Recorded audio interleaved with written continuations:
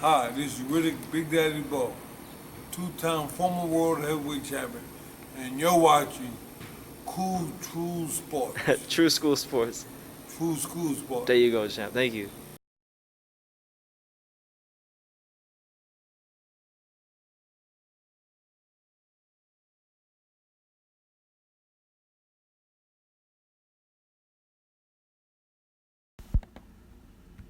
Believe that and played right into the hand of a real puncher from way back.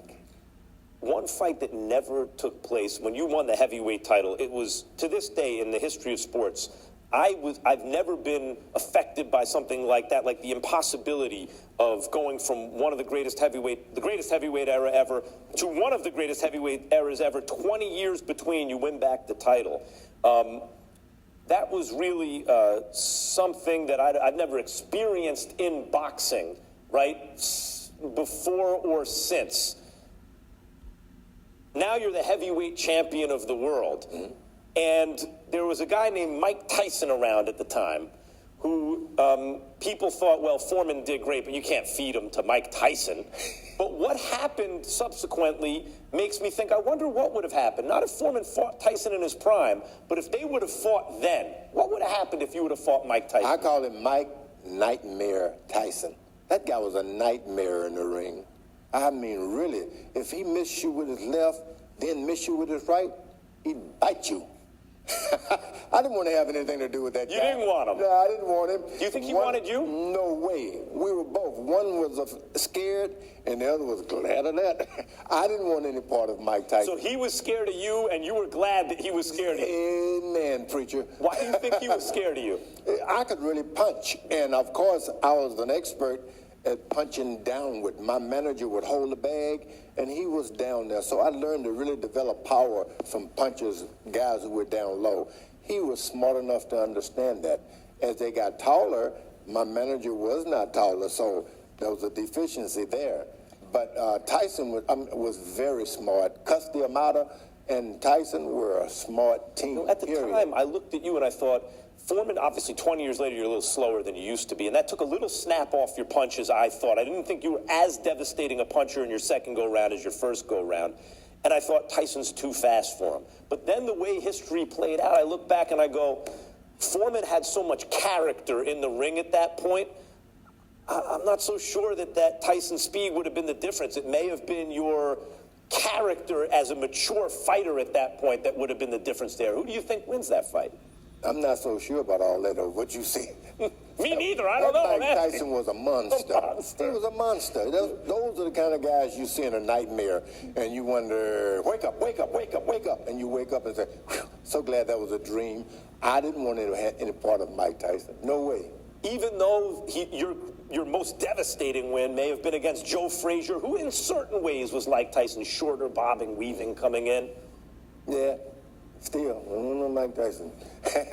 I really admired Mike Tyson. He wasn't that tall, that big, but he could hit you quick, real quick, and his footwork was outstanding as well. In his prime, there was nothing like him. If he had fought for another 4 years winning, I would have put him number 2 to Joe Louis.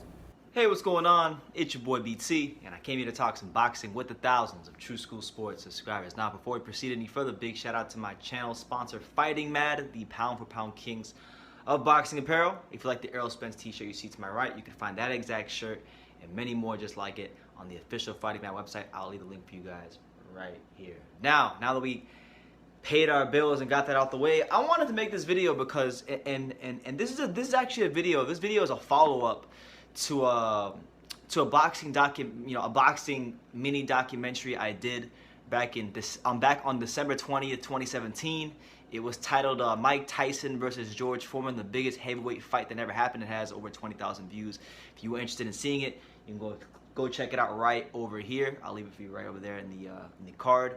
But this is a follow-up video to that because I spoke about how that fight never happened. Because listen, for those of you who don't know, George Foreman had the second half of his career. You know, he came back and had his second career in the 1990s when he knocked out Michael Moore and became the lineal heavyweight champion once again. There was a small window of time for him to fight Mike Tyson, and it was widely it was something that was widely talked about. You know, as far as a super fight happening in the 1990s between Foreman and Tyson, and I made my own little video about that.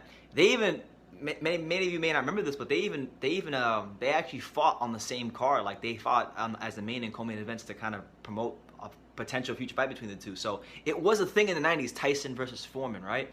But George Foreman, he actually today or a couple days ago, he was on Max Kellerman's show, Max on Boxing.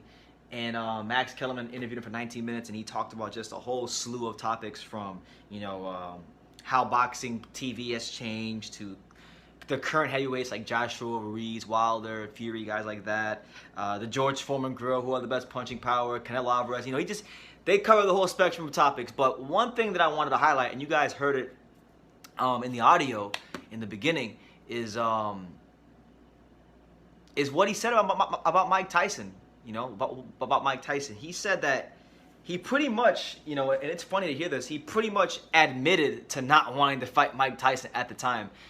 He even had a nickname for him. He called him Mike Nightmare Tyson, which I found pretty interesting. But he actually had an interesting perspective on this, because when I made my video back in 2017 about this, late 2017 about this fight that never happened, I stated that, you know, Cus D'Amato always told Mike Tyson when he was a younger fighter to not fight George Foreman because of what George Foreman did to Joe Frazier.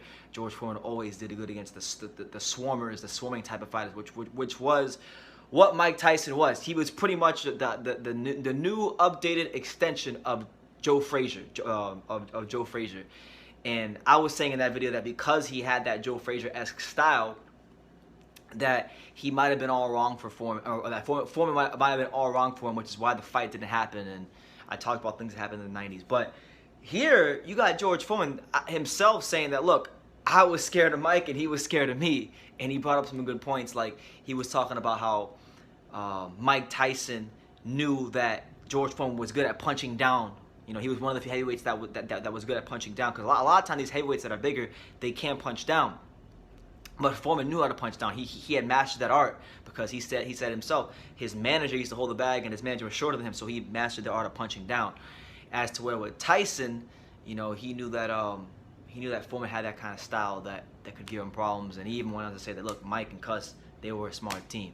So I find it interesting all these years later hearing about this, because George Foreman, I mean, I have so much respect for George Foreman, because what he was able to accomplish in the sport of boxing was absolutely unprecedented. We're talking about a man that won the gold medal in 1976.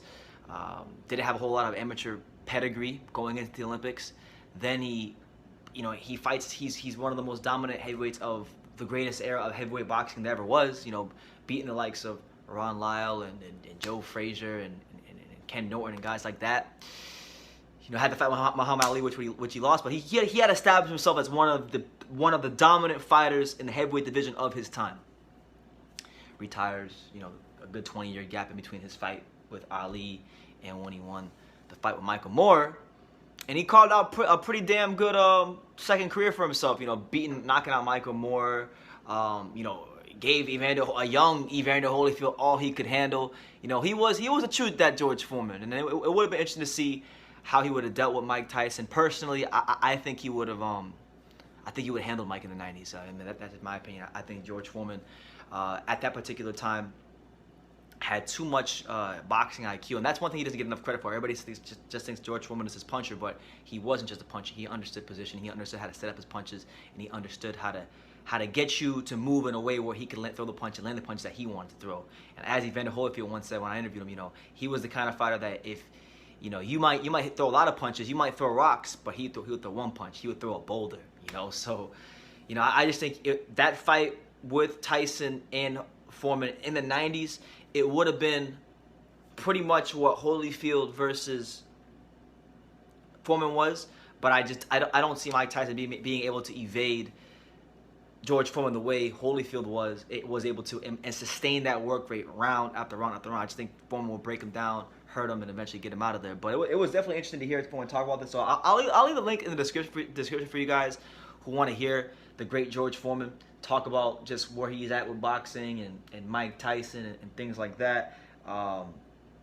And if you, I would highly implore you guys to go check out my documentary I did back in December of 2017. It was great stuff, and people seem to like it for the most part. So go check that out.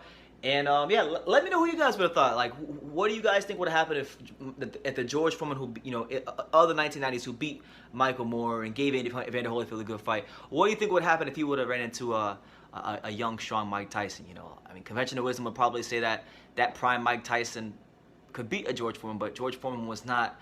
He's not someone that you could look at like we do other fighters. He was somebody who was who had a lot of character in the ring, a lot of boxing IQ, and most importantly, a lot of damn punching power. Fight-changing punching power. The man threw boulders, and if he hits you upside the head with one of them boulders, you're liable to go to the hospital and spend a good amount of time there eating applesauce. So let me know what you guys think in the comments down below.